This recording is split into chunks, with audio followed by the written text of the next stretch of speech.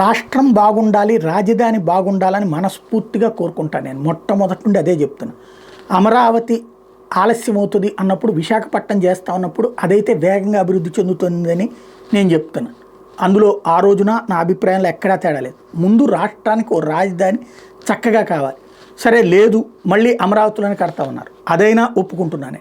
నాకు కావాల్సింది నా రాష్ట్రానికి ఓ రాజధాని, చక్కటి వస్తువులతో కూడిన రాజధాని. ఇప్పుడు అమరావతి కట్టాలనుకుంటున్నప్పుడు ప్రాథమికమైన సమస్యల పరిష్కారం మీద దృష్టి సారించకపోతే ఏళ్ల తరబడి సాగతీత ధోరణి సాగితే మళ్ళీ సఫర్ అయ్యేటటువంటిది రాష్ట్రం, ప్రజలు. ఇది గుర్తుపెట్టుకోవాల్సినటువంటి అవసరం ఉంది. ఎందుకు అంటే ఇవాళ అక్కడ 29 గ్రామాల్లోకి ఎవరైనా వచ్చి ఉండాలంటే, ఇప్పుడు ప్రభుత్వ కార్యాలయాలు కట్టిస్తామంటున్నారు, కేంద్ర ప్రభుత్వ కార్యాలయాలు కట్టిస్తామంటున్నారు, వాళ్ళందరూ ఉండాలంటే ఏం కావాలి? ఇళ్ళు కావాలి. ఎక్కడి నుంచి వస్తాయి? ప్రభుత్వం కట్టించండి, హౌసింగ్ కాలనీలు కట్టించండి.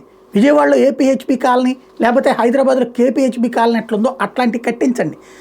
లోయర్ ఇన్కమ్ గ్రూప్ ఎల్ఐజీలు, మిడిల్ ఇన్కమ్ గ్రూప్ ఎంఐజీలు, హయ్యర్ ఇన్కమ్ గ్రూప్ హెచ్ఐజీలు 3 రకాలు కట్టించండి.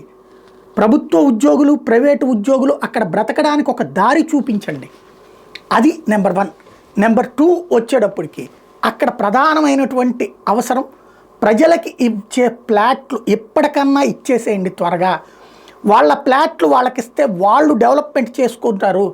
వాళ్ళు అపార్ట్మెంట్లే కట్టిస్తారా, షాపింగ్ మాల్సే కట్టిస్తారా, సినిమా థియేటర్లే కట్టిస్తారా, స్టార్ హోటల్సే కట్టించుకుంటారా, వాళ్ళ తిప్పలాళ్ళు పడతారు. అప్పుడు వాళ్ళతో మమేకమయ్యేటటువంటి వాళ్ళు, జాయింట్ అయ్యేటటువంటి వాళ్ళు, జాయింట్ డెవలప్మెంట్ కాన్సెప్ట్తో ముందుకు వెళ్తే త్వరగా నగరపు అభివృద్ధి సాధ్యమవుతుంది.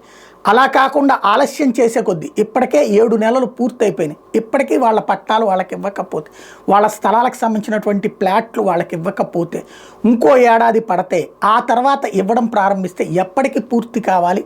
ఇది ఆలోచించుకోవాల్సిన అవసరం ఉంది.